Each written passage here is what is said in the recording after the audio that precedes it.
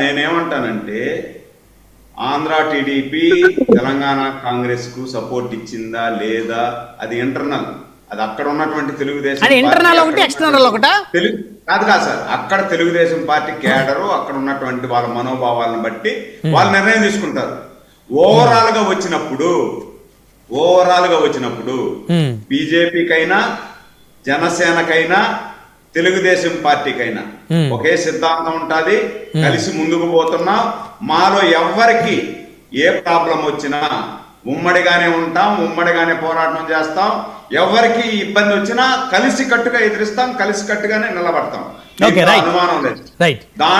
దాని పర్యవసానంగానే నిన్న కూడా చంద్రబాబు గారు మాట్లాడడం కానీ, అంతకుముందు పవన్ కళ్యాణ్ గారు మాట్లాడడం కానీ, అంతకుముందు బీజేపీ నాయకులు మాట్లాడడం కానీ, ఈ రాష్ట్రం బాగుపడాలి, ఉమ్మడిగా 3 పార్టీలు ఉండాలి, 15 సంవత్సరాల పాటు ఈ రాష్ట్రంలో ఈ కూటమి ప్రభుత్వం ఉండాలి అని గట్టిగా నొక్కి చెప్పేటప్పుడు తెలంగాణలో పవన్ కళ్యాణ్ గారిని మాట్లాడినా బీజేపీని మాట్లాడినా మేము ఎందుకు స్పందించాం? ఖచ్చితంగా స్పందిస్తాం. శ్రీకాంత్ గారు చూసారా, జోలాపురం శ్రీకాంత్ గారు, మీరు ఎన్ని ప్రయత్నాలు చేసినా ఆ కూటమి ఫెవికిక్ లాగా బలంగా ఉంటుంది. వాళ్ళు ఎక్కడైనా సరే అందరు కలిసి ఒకే మాట మీద వెళ్తారు. సో మీరు కూడా స్పందించండి శ్రీకాంత్ గారు. ఇప్పుడు మీరు ఆంధ్రప్రదేశ్ కదా, మీ డిప్యూటీ సీఎం గురించి పక్క రాష్ట్ర మంత్రులు మాట్లాడితే మీరు కౌంటర్ ఇవ్వాలి. ఒకటి బ్రహ్మనాయుడు గారు, నేనేం చెప్తున్నానంటే పవన్ కళ్యాణ్ గారు ఒక కాపు సామాజిక వర్గాన్ని ఎన్నికలప్పుడు వాడుకొని వాళ్ళను పక్క రాష్ట్ర మంత్రులు మాట్లాడుతున్నారంటే మళ్ళీ సామాజిక వర్గం అంటారు. దానికే వస్తున్నా బ్రహ్మనాయుడు గారు. ఇప్పుడు సుజాత గారు పాపం చాలా గట్టిగా మాట్లాడారు. సుజాత గారికి ఉన్నంత ధైర్యం కూడా పవన్ కళ్యాణ్ గారికి లేదు అని నేను చెప్తా. ఎందుకు చెప్తున్నానంటే రేపు పొద్దున్నే కోమటిరెడ్డి వెంకటరెడ్డి గారి ఇంటికి పోయి ఆయన ఒక్కసారి మాట్లాడిన మాట ఇంకొకసారి చెప్పలేడు, అంత ధైర్యంగా ఉండలేడు ఆయన.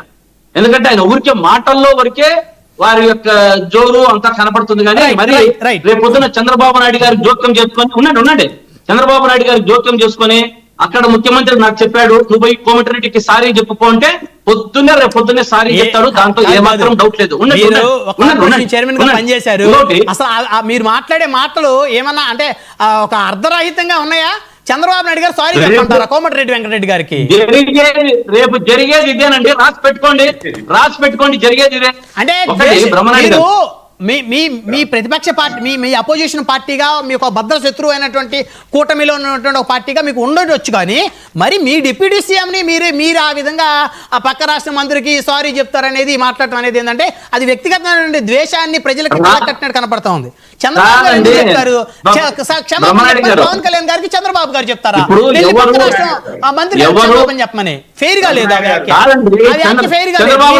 రేవంత్ రెడ్డి గారికి ఓటుకు నోటు కేసులు ఇద్దరు వాళ్ళిద్దరు కూడా